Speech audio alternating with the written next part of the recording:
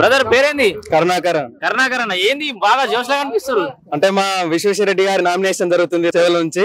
పక్కా ఈసారి 400 సీట్లతో మేము బీజేపీని గెలిపించుకోవాలని కోరుతున్నాం. 400 సీట్ల 400 సీట్లు పక్కా. 400 పైన వచ్చినా ఆశ్చర్య అవ్వాల్సిన అవసరం లేదు. ఎందుకంటే అంత మంచి పరిపాలన చేసిన మోడీ గారు మన గురించి 500 ఏళ్ల నుంచి కానీ రామ్ మందిర్ మరియు మరెన్నో పథకాలు ప్రవేశపెట్టి మనకు ప్రతిసారి మంచిని చేస్తుంది. కానీ ఒకసారి కూడా ఇలాంటి చెడ్డది అనేది ఒకటి కూడా లేదు. ఎవరికి మోసం జరిగింది అనేది లేనే లేదు. సో మొత్తానికి భారతీయ జనతా పార్టీ దేశవ్యాప్తంగా ఎక్కువ సీట్లు గెలుస్తా అంటూ 100% పక్కా గెలుస్తుంది. తెలంగాణ ముచ్చట చెప్పు. ఎందుకంటే సరే నార్త్ లో ఎట్లా ఉంది? నార్త్ లో కూడా డల్ ఉందని చెప్తున్నారు మరి భారతీయ జనతా పార్టీ. చెప్పేటోళ్ళు ఎన్నో చెప్తారన్నా, కానీ రిజల్ట్ రోజు మాత్రమే తెలుస్తుంది మనం ఏంది అనేది. పక్కా 400 సీట్లు కొట్టినాకనే మనం మాట్లాడాలి.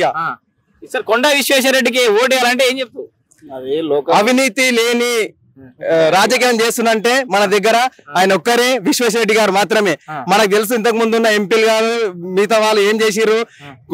ఆఖరికి వస్తే కోడిగుడ్ల విషయంలో కూడా ఇడవకుండా స్కామ్ చేసిరు. ఇదాన్ని మనం పక్కా గుర్తుపెట్టుకోవాలి. అవినీతి లేని రాజకీయం కావాలంటే మన కొండ విశ్వేశ్వరరెడ్డి గారు కావాలని మేము ఆయనకు మద్దతు ఇస్తున్నాము. రంజిత్ రెడ్డి కోడిగుడ్డ అంటారు, ఏదో అసలు సంగతి కమిడియన్ చేసేస్తారు.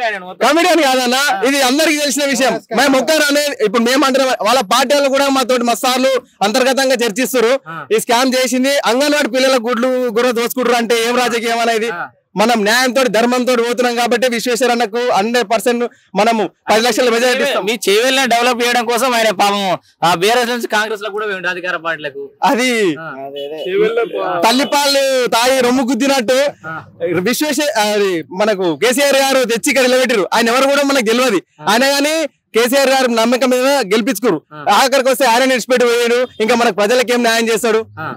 ఇది మనం గుర్తుపెట్టుకోవాలన్నా. విశ్వేశ్వరరెడ్డి మన లోకల్ మనం గెలిపించుకోవాలి పక్కా. ఇది మాత్రం పక్కా. లోకల్ చేసిన పనులు కూడా ఉన్నాయి. కొన్ని కూరగాయలకు సంబంధించినటువంటి గానీ కానీ అక్కడ కోటుపల్లి చెరువు గురించి గానీ ఈ 311 జీవో గురించి గానీ సమస్యను దాన్ని క్షుణ్ణంగా ఆలోచన చేసి దాని పరిష్కారం కోసం ప్రయత్నించిన వ్యక్తి కొండ విశ్వేశ్వరరెడ్డి. లోకల్ సమ్యుడు కాబట్టి అందరూ ఆయన నాయకత్వాన్ని ఆ పార్టీలకు ఈ పార్టీ లేకుండా అతీతంగా కొండ విశ్వేశ్వరరెడ్డి గెలిపిస్తామని మా చేవల కాన్ఫరెన్స్ గట్టిగా నిర్ణయం తీసుకుంది. ఎందుకంటే కాంగ్రెస్ కూడా గట్టిగా నజర్ పెట్టే అవకాశం ఉంది. అధికార పార్టీ అధికారంలో ఉన్నారు. అండ్ సెట్టింగ్ ఎంపీ ఉన్నాయి. ఆయనకు చాలా పరిచయాలు కూడా ఉంటాయి. సరే ఈ స్కామ్లు అవి మీరు ఎంత మాట్లాడినా అల్టిమేట్ గా ఓట్ అనేది లెక్కలకు వస్తుంది. సో ఆయన ఎక్కువ ప్రభావితం చేశారు.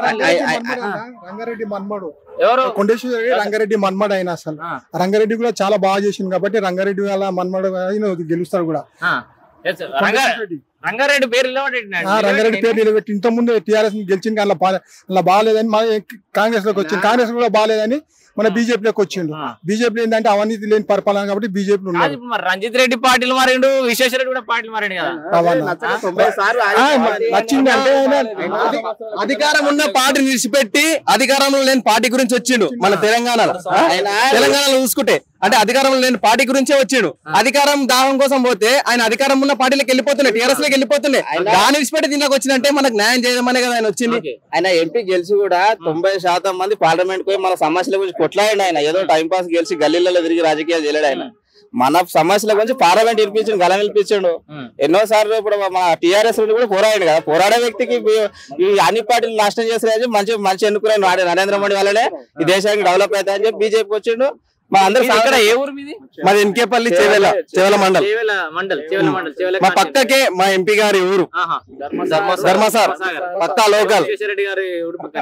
బాగుంటాడు అంటే మాస్ లీడర్ అయినా జనాలకు బాగా కలుపుకపోతాడు.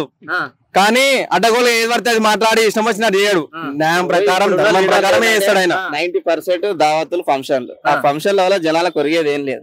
జనాలకు సేవ చేయాలంటే మన సమస్యల గురించి ఇప్పుడు కేంద్రాలు ఉంటే కేంద్రానికి వినిపించాలి, రాష్ట్రంలో రాష్ట్రానికి వినిపించాలి. మన సమస్యలు వినిపిస్తే నాయకుడు కావాలి. కానీ నీ ఇంట్లో చిన్న ఫంక్షన్ ఉంది, నా ఇంట్లో ఇల్లు దావతోనే వస్తే అది సమస్యకు పరిష్కారం కాదు.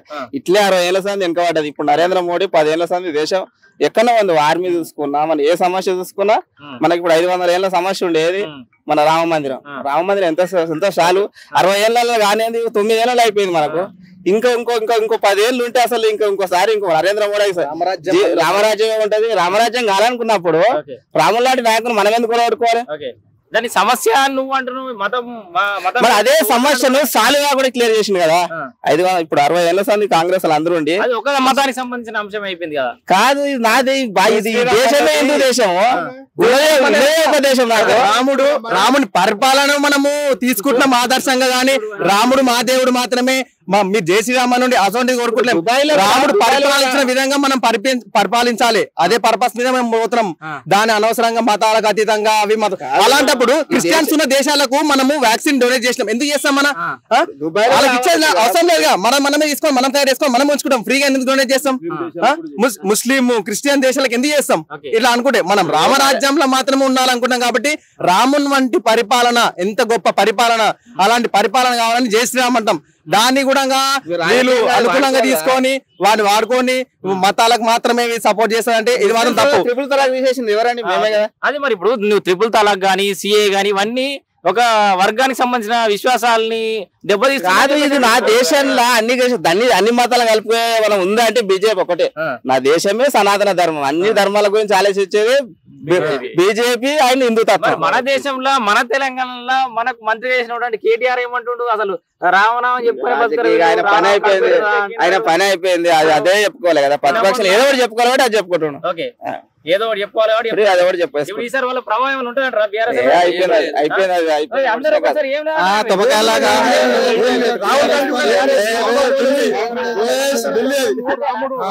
పిలిస్తే రాహుల్ గాంధీ పోలేడు అసలు. ఆయన ఏముంది చెప్పాలి? అరే 10 ఏళ్ళు పరిపాలించిన కేసీఆర్ ప్రభావం ఉండదంటవా? ఎవరిది ఉండదు. గల్లీలో ఎవరున్నా ఢిల్లీలో ఒకటే నినాదం, జై మోడీ, నరేంద్ర మోడీ, నమో మోడీ. 400 సీట్లు పక్కా, ఇది మాత్రం పక్కా. ఎవరన్నా రాని ఎవరన్నా ఇప్పటిదాకా అవకాశం, ఇప్పుడు 400 సీట్లు వచ్చిన తర్వాత ఇంకోసారి వేరే పార్టీల గురించి ఆలోచించే మంచిగా గుర్తు చేసినావు. రాజ్యాంగమే మార్చేస్తారని చెప్పి రాజ్యాంగం మారుతారు, మార్పులు చేర్పు. ఆయన అంబేద్కర్ గాని అసలు గొప్ప మహానుభావుడు అన్నాడు. ఏమని? మనం మార్పులు చేర్పులు చేసుకోవాలి. ఎగ్జాంపుల్ చెప్తానా? పోస్ట్ మార్టం 6 గంటల తర్వాత వేయరు, అప్పుడు కరెంట్ లేక వేయలేరు. ఇప్పుడు వేసుకోవచ్చు కదా. అసలు చిన్న మార్పులు చేసుకొని మనకు ఎంతో ఉపయోగకరమైన మార్పులు ఇప్పుడు అయితే చిన్న మార్పులతో. ప్రచారం ఏం నడుస్తుందంటే మొత్తం మార్చేస్తారని మొత్తం ఎట్లా మారుస్తారు? తెలివిలేడు ఎవడు ఈ మాట మాట్లాడాడు, తెలివి లేని అయితే మనం చదువుకున్నాడు ఎవరు మాట్లాడారు. అంబేద్కర్ ని అడ్డం పెట్టుకొని అడ్డమైన మాటలు మాట్లాడారు. వాళ్ళకి మాత్రం చెప్తున్నాం ఇది. ఆయన అట్లా అనలేడు. కొన్ని మార్పులు మాత్రం చేస్తారు, ఆ మార్పులు మాత్రం చేస్తారు. కానీ రాజ్యాంగం మొత్తం ఎట్లా మారుతారు? రాజ్యాంగం 10 ఏళ్ళకి ఒకసారి మీరు అప్డేట్ కాదని ఉంది. కానీ ఈ నాయకులు, కాంగ్రెస్ నాయకులు ఉండడం వల్ల అప్డేట్ కాలేకపోయింది. ప్రతిదీ అప్డేట్ అవుతున్నప్పుడు అది కూడా అప్డేట్ కావాలి, మంచి కోసం అప్డేట్ కావాలి. ఈసారి భారత్ జోడో యాత్ర, భారత్ న్యాయ జోడో యాత్ర అని చెప్తున్నారు. రాహుల్ గాంధీ సార్ ప్రధాని కాబోతున్నాడు.